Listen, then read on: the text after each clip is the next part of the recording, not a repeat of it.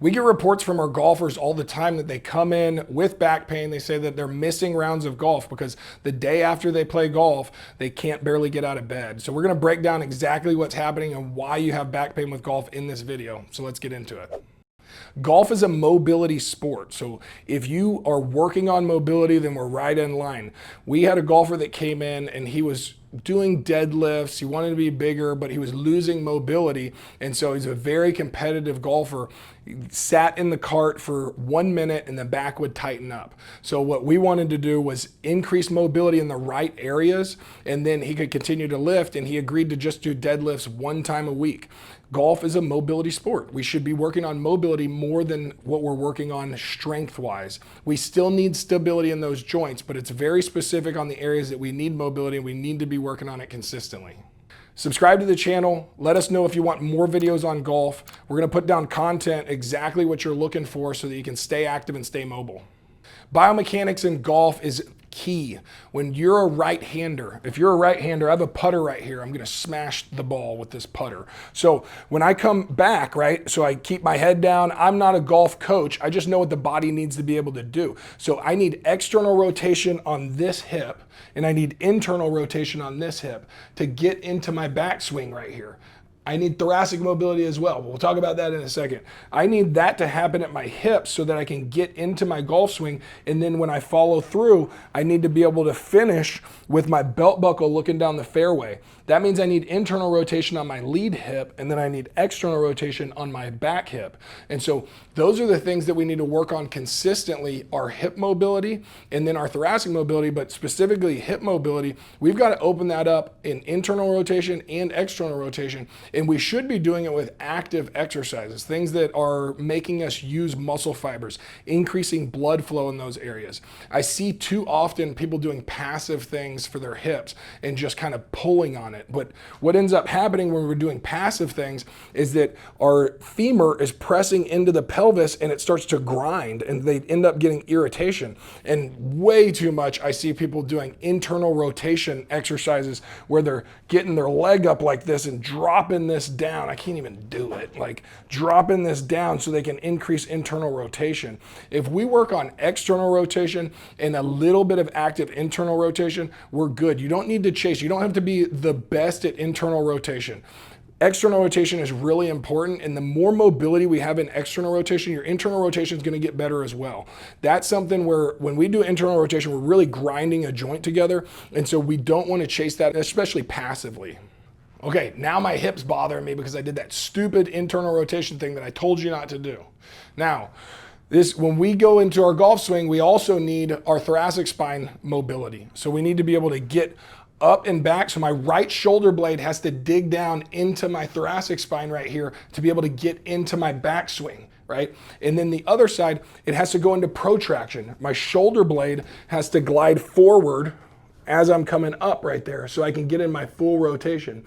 Now I'm coming back through and I want to keep my head down, right, when I hit the ball. And when I'm spinning through, I have to get that protraction on this right shoulder blade. It doesn't have to go far, but we need protraction. So those muscles have to be stable as well. But then we need that scapular retraction on the left shoulder blade as I'm coming through for my follow through. So we have to be working on thoracic spine mobility, but we have to include the shoulder blade mobility, and then stability. So the shoulder blades, we need to increase mobility so they can glide around. We need to do stability exercises as well, so the shoulder blades are moving cohesively. The amount you play golf and the intensity of your pain, how bad it is going to dictate how much you need to do before you go back out and play golf. Weakness is a component as well. If we're really weak, we're deconditioned, if golf is the only thing that we do and you start having back pain, you probably need about 2 weeks of doing good exercise for your hip mobility, hip stability, thoracic mobility, shoulder blade stability. We need to be doing that stuff for about 2 weeks before we reintroduce the sport that's causing us problems. Now, if it's just something that sparks up on you, you can start doing a warm-up routine, which we'll have another video on golf warm-up routines on exactly what you should be doing before you go play a round of golf. If you want a deep dive into what we do with the hips specifically and what we do with the thoracic spine specifically, let us know in the comments and we can put those together. Once you get this fixed, you worked on the mobility here, stability, you're getting stronger. You're working on core stability because there's a component. So chops and lifts is a component where we're coming down and I'm coming through right here and I'm maintaining stability and with my hips. So my abdomen is firing with my hips at the same time. So I'm still getting hip drive, but my abdomen is staying with me, and that's how I'm gonna get my power. We have to disassociate at the top end of a swing, and that's what a lot of our clients, they come in, they have back problems when they're changing their swing because they disassociate to create more torque. Now, we need really good core stability to be able to disassociate the hips up like this and then drive forward. We have to have good core stability so that we don't get an SI joint dysfunction, because that's what we see really, really often. Make sure we have good core stability, and then we also need our stability and mobility in both of these areas as well. The best thing that you can do is stay ahead of it. Once you get ahead of this, stay ahead of it. And we do that by warm-up routines. So when we do a warm-up routine, we're always gonna work on hips and thoracic spine at the same time. So we'll do the world's greatest stretch. So I'll get into here and I'm gonna come down and then I'm gonna rotate towards this arm. So I'm looking at this thumb coming up and I do steps with it.